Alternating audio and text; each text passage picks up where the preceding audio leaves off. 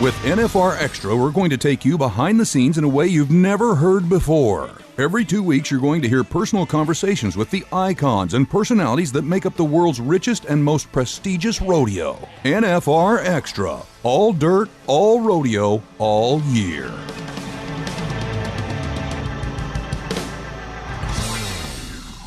Episode 9, NFR Extra. I am Nevada Caldwell, your host. And this is Bo Gardner, your other host. So we got a lot going on here, don't we? Man, what a great show. Cowboy Christmas is just beginning. Reno Rodeo wrapped up. We get to take a couple of minutes and hang out with Wayne Brooks, Wrangler NFR announcer. Take a little time and hang out with two-time world champ Kelly Kaminski, who is now dealing with the Junior World Finals and bringing in a new event for the Junior World Finals. Pole bending. Barrel racing and pole bending, Miss Kelly Kaminski. We also have the opportunity to sit down with Mr. Jacobs Crawley, world champion saddle bronc rider and PRCA chairman of the board. Chairman of the board. Boy, he has some good stories to tell us. Yeah, that was a fun conversation. A lot of these fellas and gals that we caught up with are on the road. And there's a lot of driving going on for all you contestants out there and everyone part of the rodeo business. So enjoy. Hi, I'm 23-time world champion cowboy Trevor Brazil, and you're listening to NFR Extra. Follow the NFR Extra podcast by visiting nfrexperience.com, nfrextra.vegas, and now on Spotify, Google Play, and SoundCloud.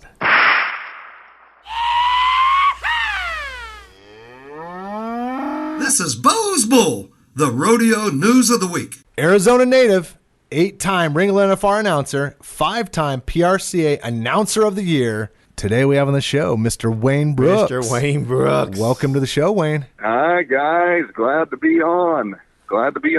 Well, we know you're driving down the road with one of your bestest of friends, co-partners. I know you love this guy, Mr. Bob Tallman. We love him also.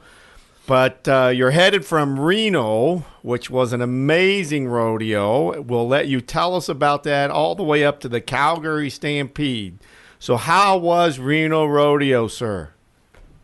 It was incredible. You know, we knew coming into the 100th anniversary that it was going to be a little bit special, and it was not a little bit. It was a lot special. They had numbers that were just off the board, sold out every night. I think we seat about 8,600 people there. Yep. And just jam-packed full every night.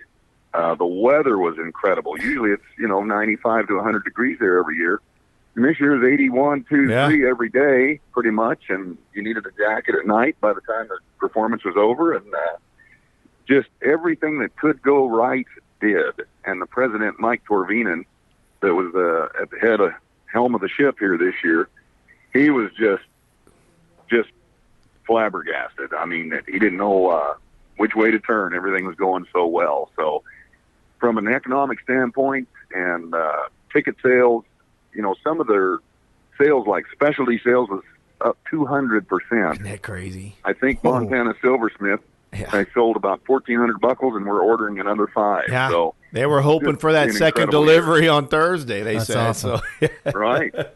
Right, exactly. Everybody wants something that said the 100th on it, and I spent $1,000 myself on posters and programs and all the things that we could. Because I'm sure those posters you bought had your picture in it, so I would have bought them too. So, well, it did. It was an old throwback to 1919 when it first started. An old bronc riding picture, and just very cool stuff. The 100th only happens one time, and so everybody wanted a little piece of it. Yes, sir. We were very lucky to have the opportunity to spend that first weekend up there. And just like you said, the weather was amazing. You can tell everybody had a little larger glitch in their step just because it was the 100th anniversary. And you mentioned Mike and the whole staff up there, George Combs. They all just did a phenomenal job. And we were also, incredible.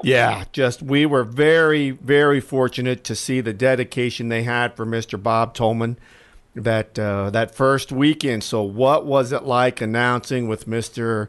Legend himself, Bob Tallman? And I heard the Nevada man now has a statue, which we saw. So tell us about that. Well, absolutely.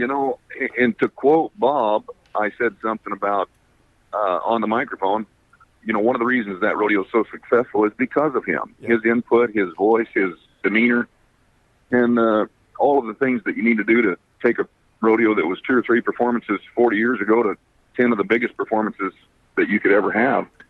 And I said, gosh, part of the reason that this rodeo is so great is because of you. He said, you got to think of it the other way around. Sometimes it's the rodeo that makes the man. Mm-hmm. And there you might can go 50-50 on either way on that deal because it has evolved into, quite an incredible, successful animal. And now they're talking about, $100 million legacy project of a brand new arena right there in downtown Reno. Right, so right. It, like the NFR in Las Vegas, it has turned into be one of the largest economic impacts of the year for that area. So with his dedication, he was Grand Marshal of the parade, the big bronze and the bust, and then this was the first year that they had the Hall of Fame, and he was one of the inaugural inductees there. So, it was incredible. He is Reno Rodeo. He's been there 43 years, so it was incredible. And you'd said that you guys you've been doing this kind of this road gig, leaving Reno, and then heading up to Calgary. 20 years you guys been doing that together? I think it's 18. My wife was pregnant with my son. He'll be 18 in September, so I think it's 18 years we've been making this little trek, and we're the 2 most blessed guys in the entire world when you talk about a summer schedule, because we go from Santa Maria, California to Sisters, Oregon, to Reno, and then on to Calgary, and then back down to Salinas. So, I mean, you couldn't ask for any better. Yeah, and you're doing it during the summer, not during the winter.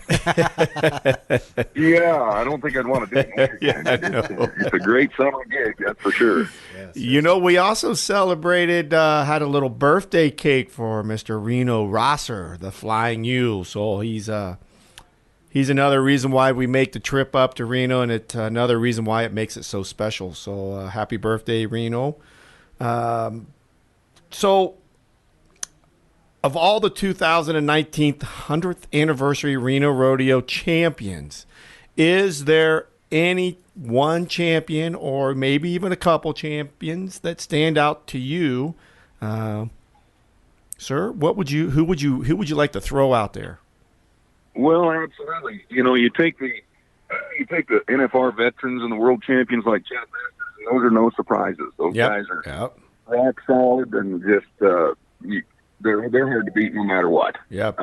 So J.D. Strussmus and the steer wrestling, Chad Masters, Joseph Harrison, and the team roping, Sage Kimsey, of course, and the bull riding. All of those are no surprise. Right. However, Leighton Berry, great young talent coming up in the ranks in the bareback riding. He just was on fire this week and knocked them out. Ty Harris and the tie-down roping, same thing.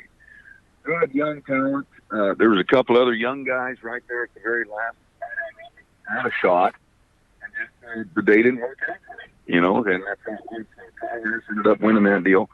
And then Eddie Hurst, the barrel racer, she was just all smiles and all bubbly, getting to the inner circle where she could collect her spurs and be recognized as the champion. She was just so excited, and that's great to see. That emotion is one of the most important things in my world that I love to see in the rodeo world. Everybody dreams about it.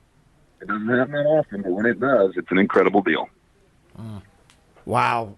Wayne, to experience that alongside with your buddy, Mr. Bob Tallman, and you said that, in quoting Bob Tallman, that it could be the rodeo making the man or the man making the rodeo. But so what's your favorite part about announcing the Reno Rodeo? I mean, here's a rodeo, like you said, sold out every night during their 100th anniversary, and a lot of things happening every night. Just maybe one highlight that you had during this year's 100th anniversary.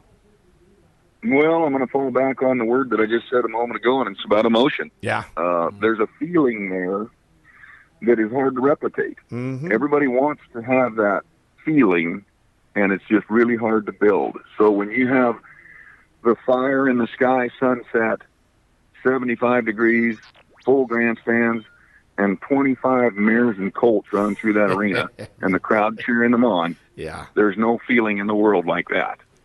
And creates an emotion within your body that you just can't explain. Yeah. So the first weekend there and both nights that I was there was such a quiet in the crowd before the national anthem. Like you said, when that flag came out, and if that doesn't make the hairs on your arm stand up, I truly don't know what will. But I definitely hear the emotion word, and I think you hit it right on the head there, sir. So.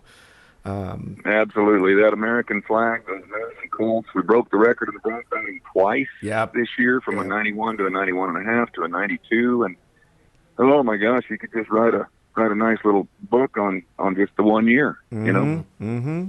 So you always, every year you go to visit the Reno Children's Hospital, bringing the rodeo to them. So what does that mean to you? You know, I that's only my first, maybe my second time to do that. Okay. And golly, it's an eye opener. It really is. The guy that I thought about the whole time that I was in that hospital was Billy Bob Brown. He's a team roper who was born with a birth defect in his heart, and they thought he was going to die. Oh wow! He spent a long time in children's hospitals as a baby, and now today, as he travels around the country, he goes and visits several children's hospitals at a lot of the towns that they end up going to. And, I had no idea of the fight that goes on in those children's hospitals, and I do now. And I was scared to death a little bit and worried a little bit. And then after we got through it and out of there, I thought, my gosh, I can't believe we haven't done this every year for the last 20 years. And I intend to from now on, because one of those kids said, I've got the greatest room in the hospital because I get to see the fireworks. And that's awesome. It makes you pay attention for sure. Wow. Yeah, definitely. Well, all right, let's switch gears here about what's coming up or what's going on, and reflecting back when we had John last, Wayne. So when we had John last, we talked about the rodeos, the impact of the new dollars. Casey winning 95,000 and kind of where things could go with that. We didn't know what was to come, right? As we were talking, we didn't know if he was going to take a break or what he was going to do. And then, bam, concussion out. Oddly enough, that did apply. You were definitely hanging out with Nostradamus or somebody, Wayne, and being around this stuff to see the difference in that. And here he is now. We're still waiting for him to kind of get going, but he's still at number one after Reno. It's funny you brought him up because I'm looking at my call list here, and he's on my call list. We see what's going on, because I think it's about time that he's healed up good enough to get back in the game. But Casey Field and Sage Kinsey, those kind of guys are one in a million. Incredible athletes, focused, mentally fit, physically fit, and so hard to beat. I feel sorry for the 18-year-olds that are coming into the game right now, the bareback riding and the bull riding, because they have a tall order to beat those two kind of guys. So I believe Casey will be back 110%, and I think he's going to win 3 or 4 more world titles. Well, and it's, to your point, and also we had, Paul Hamas was on here a while ago, and he was saying that, how this kind of played out, where these guys get to be positioned. Whereas now we get to it's almost like a mid-season, right? It's almost becoming with those dollars. Now the Cowboy Christmas is kicking off. Here we go. Get to see a bit of change and what's going to happen by the end of July, which I'm sure there's going to be massive changes. Good thing is Casey's in the thick of it, and he's able to kind of nurture himself right back into this flow of things. So it's going to be interesting. You bet. If he can come back in the next few weeks and get a little bit of that Cowboy Christmas money, there's millions and millions of dollars on the line over the 4th of July. And, he can ride at 75% and still beat them most of the time. That's and again, proof to the point of Sure. a young guy that won there in Reno, Leighton Berry. Leighton. But watch out for Casey Field. When he comes back, he's going to be mashed. That's awesome. So you mentioned briefly your rodeo schedule and what lies ahead in July and August, and you have a couple key stops tell us what your schedule looks like, sir, and you also mentioned this on your call list, so that was very interesting that you had Casey on your call list. So who else is on your call list? Yeah. Oh my gosh! Clovis, California, and they're putting together some committees to gather the California rodeos together and make a strong group that they can all work together, all share ideas. As the NFL has profit sharing, I think rodeo in California is so strong that they want to gather together, and I need to have a conversation with him and get some contacts with him and things like that. But great schedule coming up here for the summer. We go Calgary, Salinas, Helena, Montana, Heber City, Utah. Then I'll run home and take the motor home back to the house and then start flying and then go to Canby, Oregon, Fremont, Utah. And then the September run includes Elk City, Oklahoma, Pendleton, Oregon, and there. So we've got from May 15th to middle of October, it's very, very full. And again, I thank the good Lord up above. We're very blessed to have it. Absolutely. Well, I tell you what, this is fantastic, Wayne. As always, came on the show, set the stage, and truth be told, a lot of things we talked about back in March definitely unfolded, and here we are again. We're looking at this midway season and what's getting ready to unfold. So thank you for coming on, and safe travels. I would love to. Do you and Mr. Tallman, do you have like a Smokey and the Bandit type? Are you guys using any kind of walkie-talkies, anything to communicate back and forth on the road, or is it just all silence because you guys talk majority of the time during the rodeos? No, I'll tell you what. If you know Bob Tallman any little bit at all, you know that he talks a lot. So we get on the phone and we just leave the phone on and just visit as we go down the road. Beautiful. So it's a good thing. It's a good thing. Beautiful. Well, sir, thank you so much for making the time and being who you are. We love being around you. We love hearing you, and we look forward to our next call. So be ready. We'll make that call. Thank you again. Absolutely. My phone's on 24 hours a day, 365. So you guys call anytime. Safe travels, Wayne. Thank you, sir. Thank you very much. Take care, guys. You bet. Vegas awaits, so book your hotel now at nfrexperience.com. Hi, I'm world champion bull rider Sage Kimsey, and you're listening to NFR Extra. Two-time world champion, two-time reserve world champion, five-time NFR qualifier. And now you have a new title, producer for the Junior World Finals. What? Welcome to the show, Kelly Kaminski. Miss Kelly Kaminski. Thank you. Woo. Everybody, you can stop Thank cheering you. now. How are you doing? I'm doing pretty good. We've been working on the road and then also hitting some rodeos and stuff. So we're kind of rocking and rolling. I wear many hats. Hey, when you say we, what do you mean we? Well, I'm hauling with my daughter, Kenna, and we're fixing to start the Cowboy Christmas run. One. That is right. Oh, so I got to thank you. First of all, thank you for coming on the show, Absolutely. Kelly. Let's just dive into a couple things here. What is it like working with the youth and developing this overall this movement with rodeo that's happening that we've seen at Cowboy Christmas? And I mean not the Cowboy Christmas it's going to go down, but the one in Vegas every year that Yes. I want to. With this, Miss Kelly. Yeah, exactly. Well, it's really kind of been a natural progression for me because I have an extensive background working with kids. I was a middle school teacher for 10 years.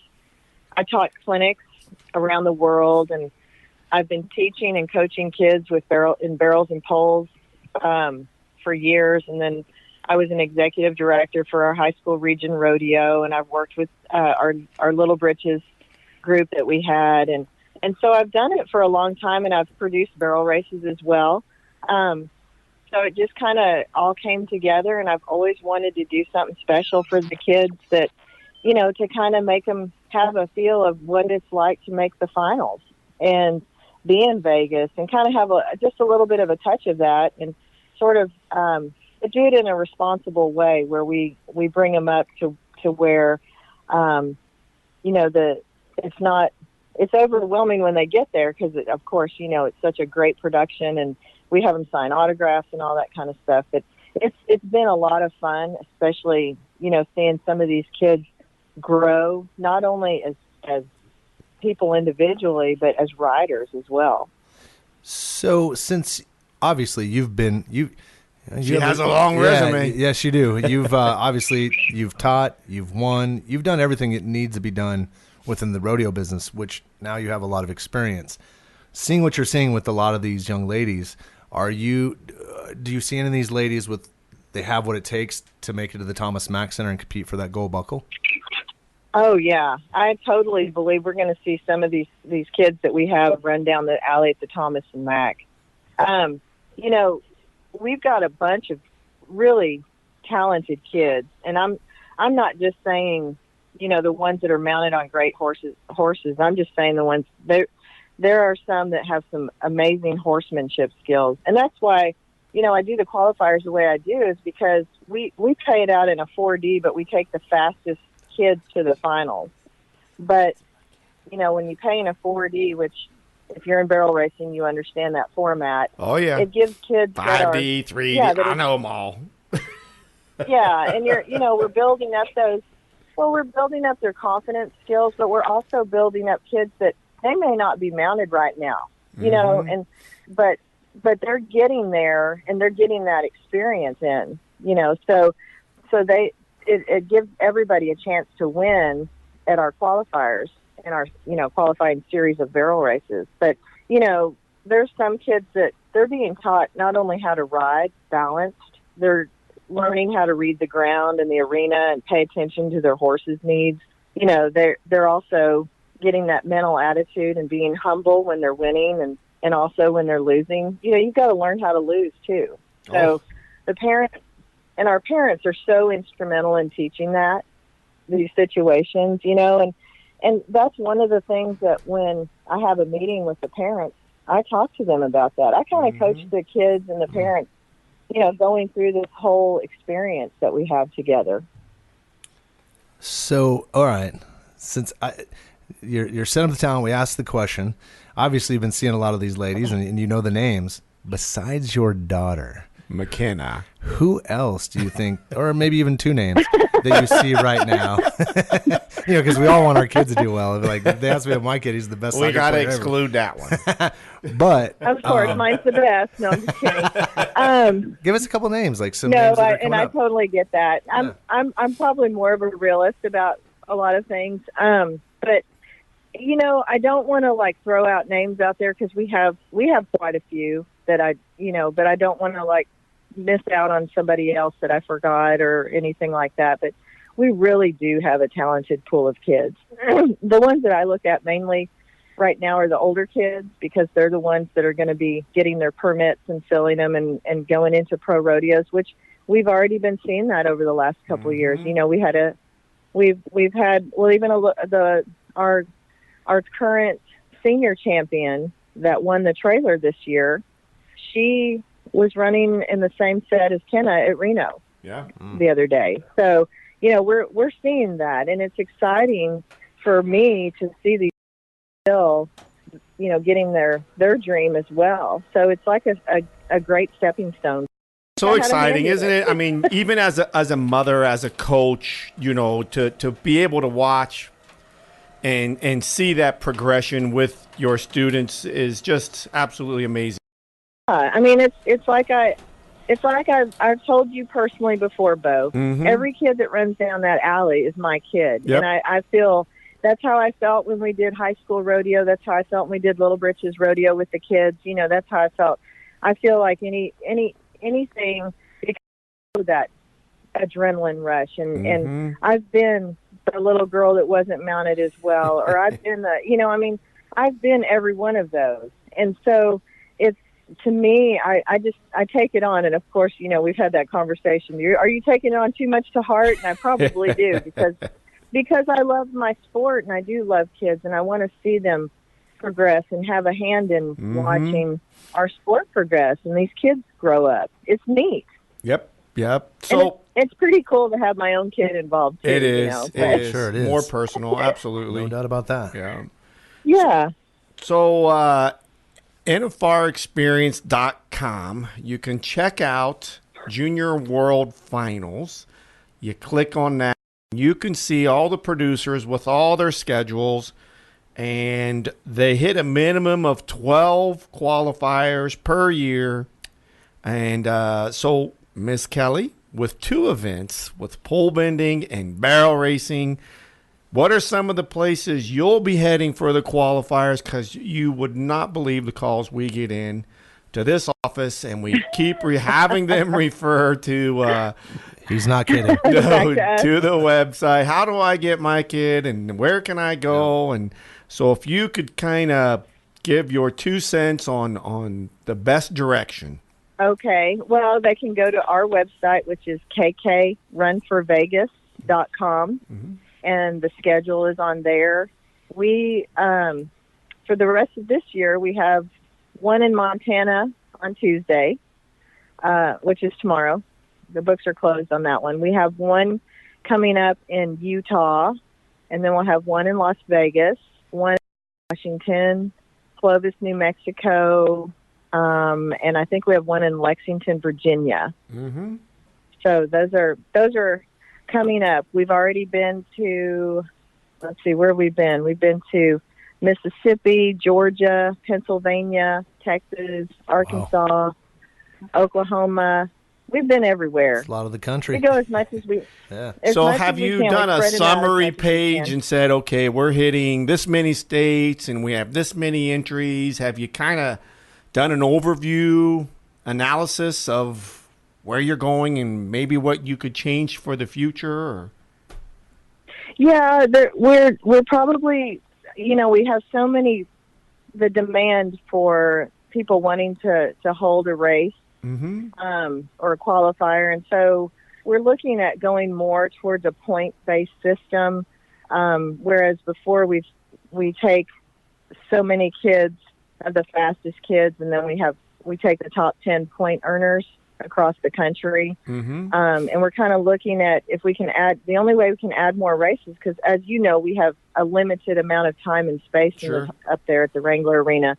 So the logistics would be to add more races and have more point kids, as opposed to just kind of staying there at our 21 qualifiers that we have. So those are things that we're looking at for next year. We'll put something out there in the next couple of months. Nice. All right, let's switch gears here, or events, I guess, if you'll say. How is the new edition with pole bending? Are we going to see, and I'm going to be learning a lot myself this whole year, are we going to see a miraculous 19-second finish in pole bending? Is that possible? Oh, yeah. We've already had 19-second qualifiers. We had, our first one was, we had Jordan Driver in Texas ran a 19.5, I believe, at the qualifier. We had somebody in Mississippi, and forgive me for not remembering names, ran a 19. So we are seeing them. We're seeing some phenomenal runs. Pole bending is such an amazing horsemanship plus speed. I mean, it's right up there with one of my favorite events, and I'm so excited to be able to add that. It's such a great horsemanship event, and it really teaches the kids to sit centered, and it really, you have to really know what you're doing and kind of know how to weave in and out. It looks so deceivingly simple, like barrels. I mean, it's technical as well. Now, yes, I totally believe we will. Now, this is me as a fan looking from the outside in. It also looks like a great way to train. Like, so if you're for horsemanship style, I look at that just no different than like my son plays club soccer, and they run those kind of drills where they're running in, inside, and out, kind of building up your lateral game and whatnot. It seems like that could be good. I'm just going to throw it out there for tie down for any folks that actually have to handle that horse pretty well. It just seems like that's a great type exercise to handle the horse. Is that as well? For sure. It's funny you bring that up, because every horse that we train for barrels, we train in poles as well.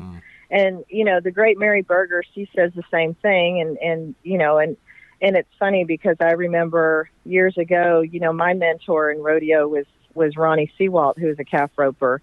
And he used to say the same thing about that for kids. Being able to do all those speed events when they're younger really makes them better as they're older for whichever events they go for. because it makes them a better, more balanced rider. Oh, yeah. And for the horses, it teaches them to hold their shoulders up when they're turning and use their hindquarters more. And, we're seeing a lot of horses nowadays that people are just like running and then they just kind of pull them.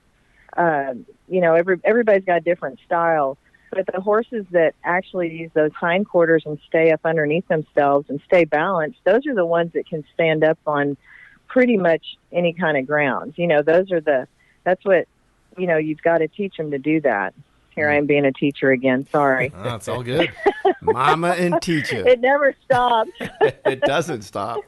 So that addition of pole bending and the opportunity to win an all-around trailer for the Junior World Finals, have you heard any rumblings? Has any of your contestants had this conversation? Have you heard anything from your side?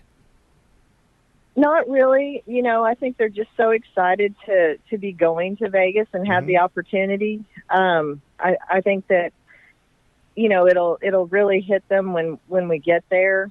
As we get the qualifiers going and everything, this year we just kind of did where, just to kind of get started, we did like we did with our barrel racing. We're going to take so many off the top, the fastest kids qualify. And so we take the top 4 times. And so, as we, we'll start probably doing more point oriented with them as well, so we can add more qualifiers and races in next year. So, I think it's just mainly getting started, and everybody's so excited about it. It's been really good. Certain places they're kind of like, what do you mean they're going to have pole bending? So and as we go, and once they get there and see how exciting that whole production is and just the whole experience, and that's what I talk to a lot of people about that too. It's not always just about what the prizes are and the carrots dangling out there. It's about, networking and meeting people and meeting new friends from across the country. And to me, it's been fun to be able to see, like on Facebook, I see, this parent got together with this parent, somebody from Texas and California, and these kids are best friends now, and they got together over spring break. Yeah. Stuff like that makes my heart warm, because that's what rodeo's about too, Yep. So, Miss Kelly, are you still jumping on a horse and running around barrels? I am, but I'm mainly right now I'm the seasoner. That's what I call myself. I'm the seasoner and the coach. So if you see me running at rodeos right now, I'm either running a backup horse or the seasoning horse. And I've got it. We have several at home that are young, and I've got some that are kind of earmarked for me that I'm really excited about for the future. But I'm really, I'm so involved with the Junior World Finals and what we do that, my focus is not to make the finals. It's basically to help my daughter and coach her and everything. And so, yes, I am running. If you see me running, that's what I'm doing. We all have to stay in shape, right? Yeah, we all got to stay in shape, and it's fun for me to, it's really rewarding to get out here and cheer on my kid and see her grow into a great horsewoman herself. And, the horse that she's her main horse right now, she's bought and trained, and she was supposed to sell it for college money. And she, of course, didn't. So here we are. It's that attachment. I'm learning about that. Well, and it's, she's ended up being a really phenomenal horse. Yeah. And they don't come along every day, No. Yep. Well, they got to have that mindset and the athletic ability. Well, yeah, 100%. And, we're obviously along this podcast, we're learning a lot about that as it pertains to the athlete and as well as the horse. Well, this was, first of all, thank you for coming on the show, Kelly. And Kelly, you were not nervous. No, you were fantastic on here. Great. You were great. You shared a lot of great information. Like if I was a parent looking at, this scenario and become very interested in it, you painted a pretty good picture for what I'm getting into as a parent. which is, as you know, is important because we're the ones that pay the the registration fees and everything else to make sure everything happens. But this was great. This was really good. So thank you very much. And I know you've done a lot of interviews for whether it's a blogger calling you or this NFR Extra deal. Just, hey, thank you for being a team player and being on the team. And we love having you and love hearing from you. And there'll be a lot more interviews. Yes, this is not your last one. Well, thank you. I've really enjoyed this opportunity to work with the kids in Las Vegas events, and it's really been so much fun for me. There's days that I probably have more gray hair than I did before, but for the most part, I absolutely love it, and I love having a hand in the future of our sport. And thanks for the opportunity, and thanks for letting me be able to talk about it. Absolutely. So I can blame the gray hair on what I'm doing then, right? Yes. It's not my age. Yeah, pretty much. There's a section in the grocery store that can take care of all that. I haven't walked down that aisle. I don't know where it is. Oh, of course not. Well, thank you, Miss Kelly, and we'll talk at you soon. Yeah, thank you, Kelly. All right. Thanks a lot, guys. Have a great day. You bet. Hi, I'm World Champion Jacob Crawley, and you're listening to NFR Extra. Follow the NFR Extra podcast by visiting nfrexperience.com, nfrextra.vegas, and now on Spotify, Google Play, and SoundCloud. NV, guess who we have on the show today? We're excited about this one. We have a gentleman by the name of Jacobs Crawley, a world champion saddle bronc rider, and 8 trips and counting to the Thomas and Mack for the Wrangler NFR. Jacob is also chairman of the board for the PRCA, and he's driving down the road at this time. So, Mr. Jacobs Crawley, welcome to the show, sir. Yes, sir. How y'all doing? We're doing pretty good over here. We're excited to have this conversation with you and hope we hear a couple good stories and let us know what the everyday life is for you as you live out Cowboy Christmas through the summer months. Yeah, this is starting to get busy. It started with Reno, and we've kind of been at it for the last few days now, and we've still got another week of solid rodeo and driving, and it's just something Cowboys come to expect, at this time of year. So real quick, Jacobs, how is your season going? How are you feeling about the possibilities you making it to I guess we'd say a ninth, right? Ninth time. Ninth NFR? Yeah. Don't want to jinx it, but I mean, just how are you feeling about everything right now on the road? I feel good. I'm healthy at this point for the most part. I've got a few bumps and bruises, but nothing out of the ordinary. And so this is just kind of the time of year. I think I'm somewhere around 6 or something like 6 or 7. So kind of right there in the thick of it, that you just keep going. And like I said, we're all entered up and plenty of opportunities, and you just got to use the ones that come your way. So I feel great. I'd love to get back to a ninth qualification out there for the finals, and that's every Cowboys goal when we start the year. So we're on track for it and just not ready to let off the gas. So as we know, once Reno ends, Cowboy Christmas begins. How was Reno? Obviously it's up north. It's a good partner of ours, and it's all within the state of Nevada. So how was the Reno Rodeo? Reno was a great rodeo. Reno's always a great rodeo. It didn't treat me as well this year as it has in years past.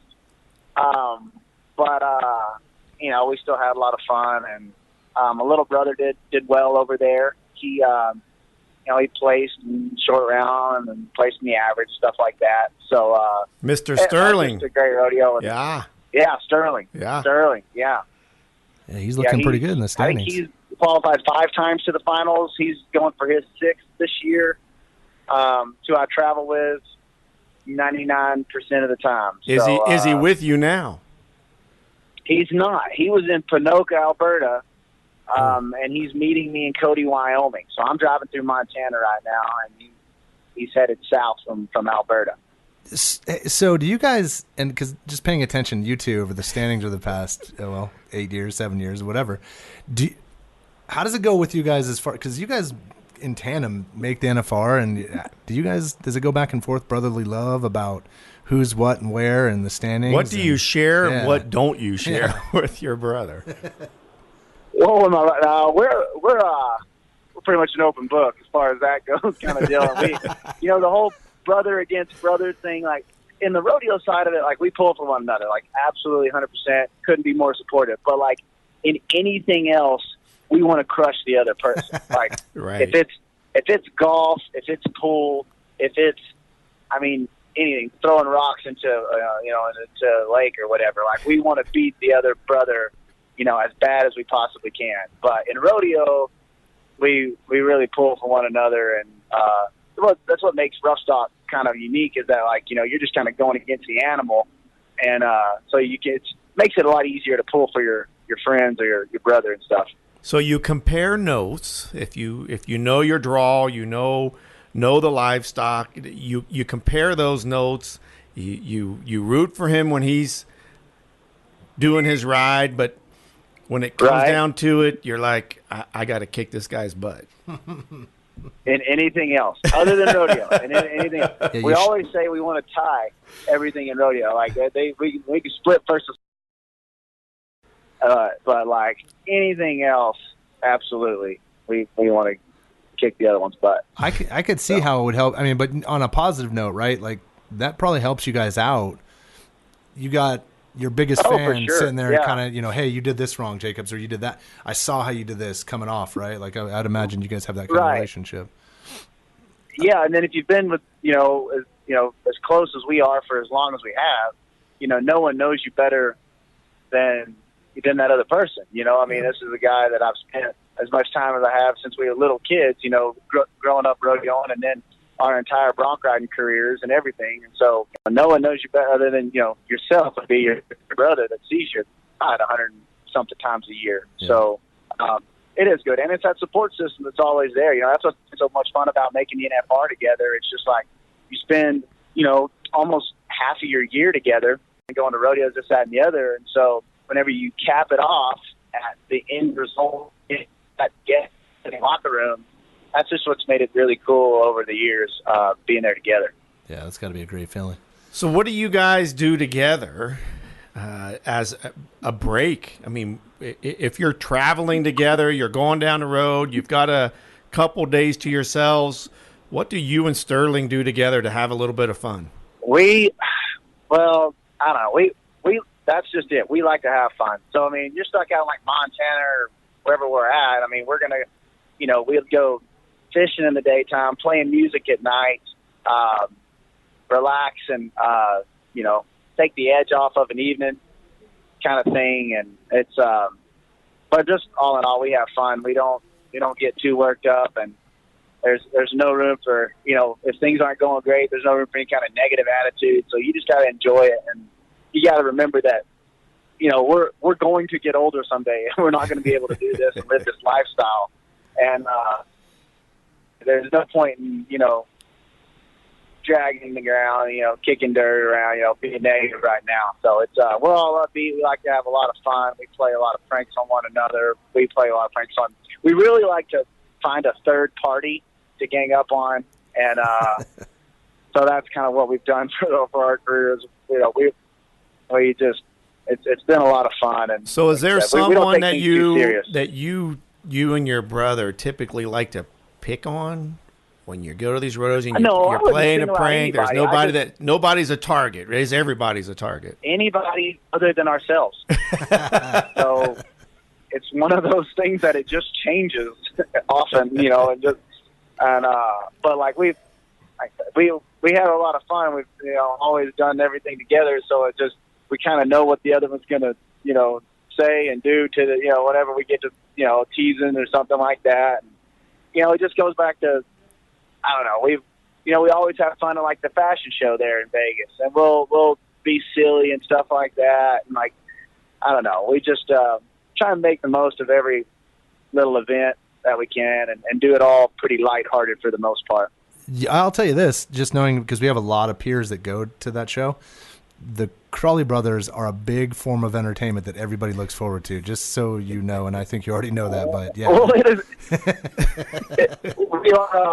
there has been no, choreographing done. It is all improv. It is nothing. The planning takes place about 20 minutes before we actually walk out there. And so it's like, hey, what are we going to do when we get out there kind of thing. And so the ladies that run the show, they kind of let us kind of just do whatever we want. And sometimes it works, sometimes it doesn't. But like I said, they asked us to do that the first time, and I said, yeah, we'll do it, but we can't take it serious. Like I'm 5'7" redhead. I'm not for the runway, boys. Like, you know what I'm saying? Like I'll have fun and I'll do what I need to do, but you're not going to get me walking out there to that In Vogue song or whatever that one was, about the runway. But, So we heard you had a little story to tell. Something happened in Reno. Oh, you mentioned Reno earlier and travel and stuff. This happened a couple years ago, but we were in Pecos the night before, and we were driving to Reno for the next day, and that's about 20 hours or something like that. And so you don't have a whole lot of time to spare. And we used to rodeo in an old ambulance, and we had gutted the back of it. It had like bunk beds, pull-out couch, TV, all that kind of stuff. It was just an RV, but it was an ambulance shell, and we had Rockstar rims on it and all this, and painted it black. I mean, we thought we were pretty cool. This is years ago. Traveling in style. Yeah. Yeah, we thought we were pretty cool stuff. And anyways, so we were driving to Vegas from there. We're in between Reno and Vegas, where there's nothing. Nothing. Right. Absolutely nothing. Aliens. And I guess we had hit a couple cattle guards going pretty quick, going out across there. And so we're in the middle of that deal, and all of a sudden, like, the vehicle starts kind of rattling. And I say, Sterling, do you feel that? And about the time we say that, we look at one another, and our outside duel passed us going down that highway. Oh, no. And because I had slowed down, I was like, all right, we need to check out what that rattle is. And as I slowed down and veered off, the other tire just kept on going straight down the highway. And cars were pulling over trying to dodge. I mean, it rolled for a couple hundred yards. And we got it over just to the shoulder just before it fell off the rim. And we had to walk a few hundred yards down there and go get that tire and roll it back. And, oh, my God, we were stuck on the side of the road for probably 3 hours. We took 4 lugs off. We had sheared everything on the one side. And so then we had to turn out of Reno. Obviously, we didn't make the first perf. And but we had to get to where the tow truck was going to meet us, we had to limp the van back. And there was a gas station, the one gas station. And anyways, all we had was Red Bull in the vehicle until we could get to the gas station. So we were drinking hot Red Bulls for 2 hours in the idea that we thought it would hydrate us, and it did the exact opposite. All it did was make us miserably dry mouth and everything else like that. And so we ended up driving the van though for 6 miles or not 6 miles, but for 6 hours at 6 miles an hour, trying to get back 40 down the road. And so just on the shoulder, limping in as we had twisted the axle. Anyways, apparently the rims weren't approved for the weight that we had put on them, and we didn't get all this stuff checked. I don't know. We just thought they looked cool, so we put them on the back and stuff. And we, long story short, we just had gotten to certain things like that. And we rented a car, drove to Reno for the second round the next day from Vegas. But, and how did you do? We both placed the second round. There you go. So it made it all worthwhile. Yeah. And so you're talking about Reno and traveling and stuff like that, and I was like, those are just the things that happen along the way that you got to get used to over the years. Oh, man, that's good. So, okay, we don't want to take you up, and we know you're on the road. Lastly, we want to know, so the Cowboy Christmas has begun. How many rodeos are you hitting this month or over the next 10 days? What's your schedule look like? We've got pretty much just a rodeo a day, so not too crazy. We've done the crazy. Yeah, that's not crazy. No. Rodeo day. get the plan. Yeah, exactly. No, you're telling me, especially when you tack in 13 hours of driving in between. Like, only reason I say that it's not too crazy is just because you can push it a little bit more if you want to. Oh man. But I like to keep my feet on the ground as much as I can. I get tired of all the flying, especially when you got to go commercial back and forth. I mean, it just wears you out. Yep. And so we've kind of got it set up to where we just got driving, a rodeo each day, and for the next week, and then we'll go up to, Canada for a week, and then come back down, go to Cheyenne and all those great rodeos down here at the end of July. But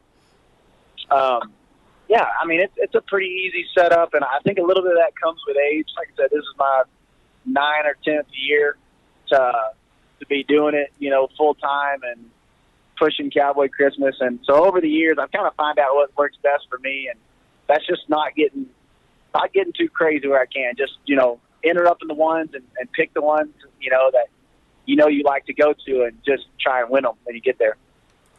Man, that's. I mean, trust me, we do all kinds of great stuff, but a rodeo a day, wow. Driving. And the driving, yeah. So what you're going to... 15 hours is about the average trip.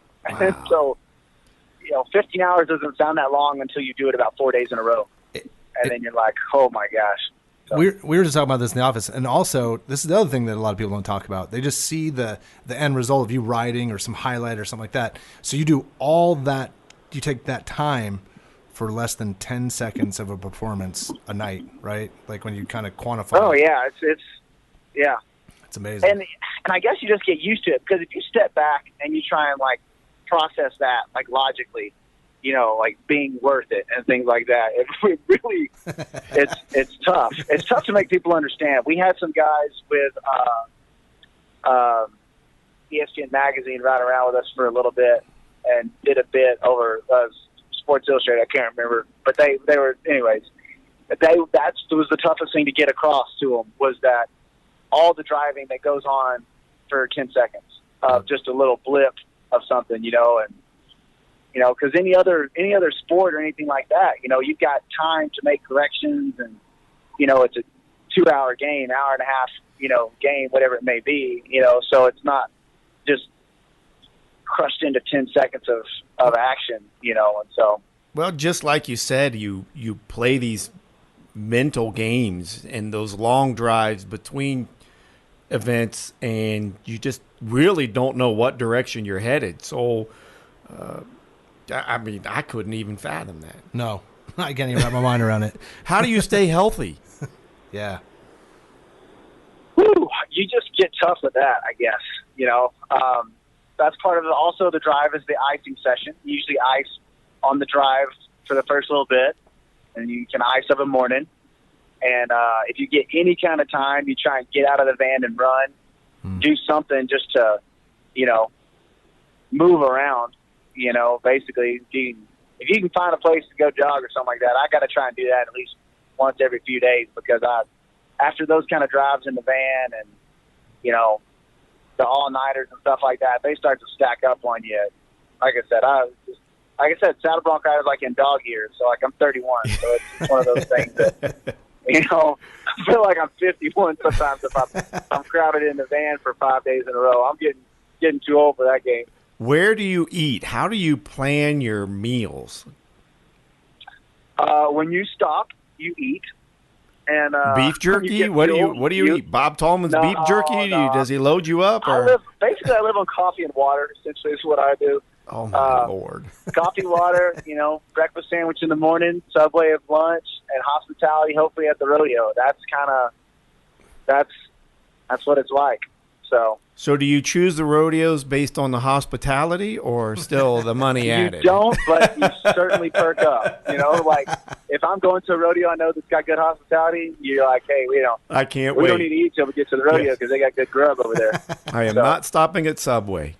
I noticed that rodeos it's usually we can do without the eat fresh today. Yeah, at rodeos it's usually like what, tacos, barbecue, right? And that kind of rodeos. Oh, you never know. Sometimes there'll be some they'll do home cooking style stuff. Nice. I mean, they'll have all kinds of sides and salads. I mean, it's some of it's really nice, and it's just like you said, you can drive by the sandwich joint.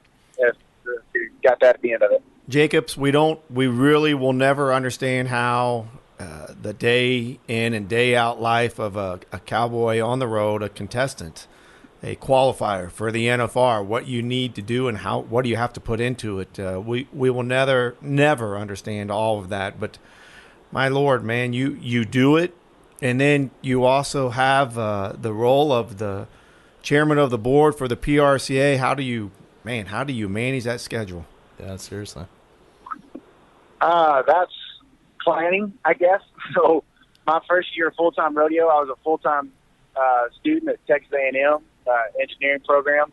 So this is all I've kind of known is the scheduling process. And so you just set that time aside. Like I said, on these long drives, I just put my little Bluetooth headset on and make phone calls and, take care of stuff like that. And then whenever you get to the rodeo, you focus on the rodeo and you just kind of, biggest thing is compartmentalize everything and go from there.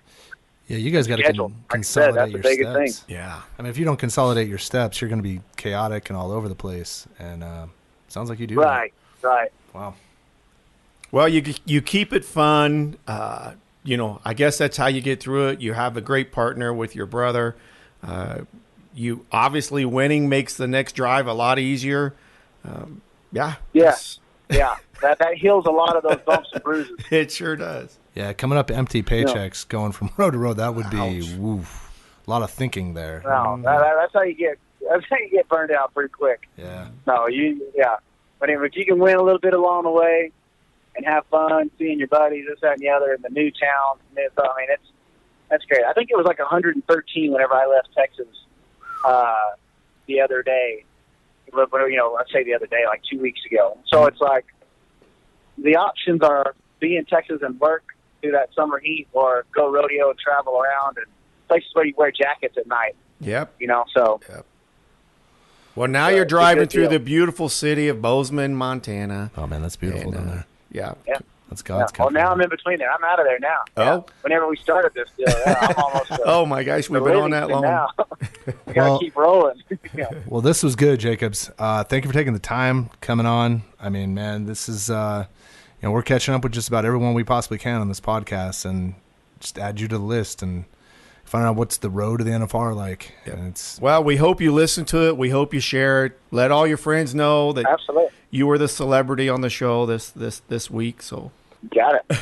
Yeah, well, we'll look to try and get you back on, or even if possibly, maybe during the rodeo, Absolutely. we could maybe talk to you and your brother. There you go. Thank you, my friend. You are the best. We respect everything that all the contestants do, especially yourself, and look forward to speaking with you a little later down the road. Sounds great. Y'all take care. All right. Thanks, Jacob. All right. That is it for episode 9 of NFR Extra. We're out of here.